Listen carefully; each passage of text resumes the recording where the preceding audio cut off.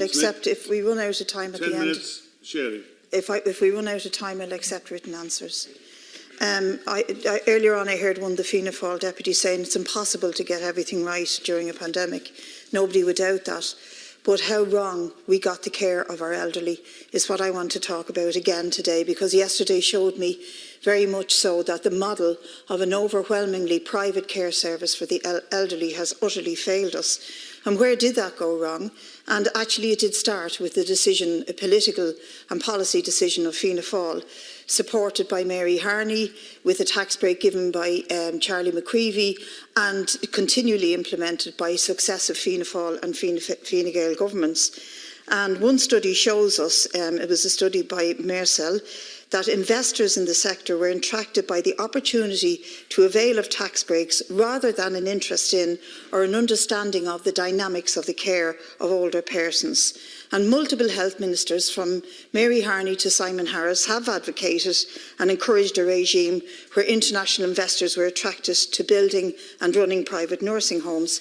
Ironically, it was one of your deputies who pointed out yesterday that this is a lucrative trade, attracting the great and the good of the Irish wealthy and international investors with a keen eye for profit, people like Barter Capital, Vulture Funds, etc., who've recently invested in this lucrative industry. But how lucrative we don't know, because many of them are registered offshore and don't have to publish their accounts. We don't see what profits they earn. We don't know what taxes they pay. But we do know from international studies that where private care is given to the elderly, it emanates in lower standards, poorer care, and also that the staffing levels are generally 20% plus less in those settings. Having said that, I want to compliment the staff very much and thank them in those settings for the care and the extreme courtesy and compassion that they showered on the people who lost their lives in those settings.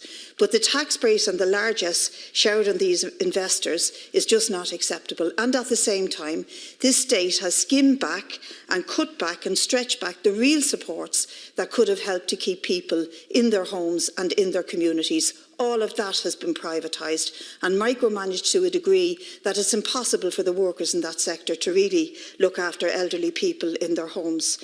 So what we've done is fail them at every hand's turn, because we see elderly people as a burden and the provision of pensions as a burden.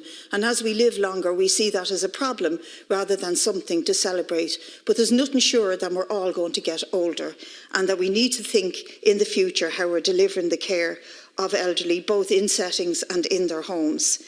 I also want to mention the fact that the committee meeting yesterday showed that there was a very clear neglect of the need of those homes when it was alerted to the Department of Health that they lacked staffing, PPEs, testing, and we were very, very slow to deliver that. And to pretend otherwise, I think, is a nonsense, because, as I said yesterday, we passed the parcel between one agency of the state to the other, but in reality there was a total failure here, and the eye was taken after the ball. And that is, the eye was taken off the ball, and that's why I want to repeat the call I made for an independent public inquiry into what's gone on here.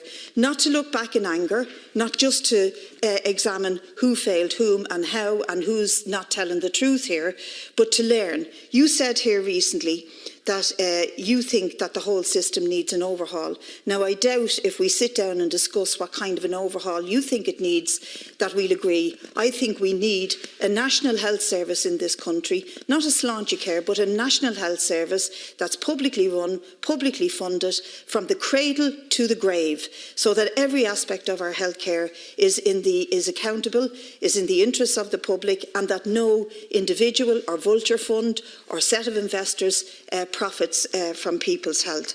So I have a couple of questions for you. The first one is, will your expert panel look at how we can achieve that and begin that discussion ASAP? What steps are you and your department taking to ensure that the homes listed as the most vulnerable by HIQA will be properly staffed and equipped to deal with a possible second wave of COVID? And can you confirm the exact date that your department received the list from HICWA of those homes thought to be vulnerable to the COVID-19, because it wasn't clear yesterday from the questions and answers to and fro and the accusations to and from what exactly happened here, and I'm prepared to accept those answers from you, Minister, in writing.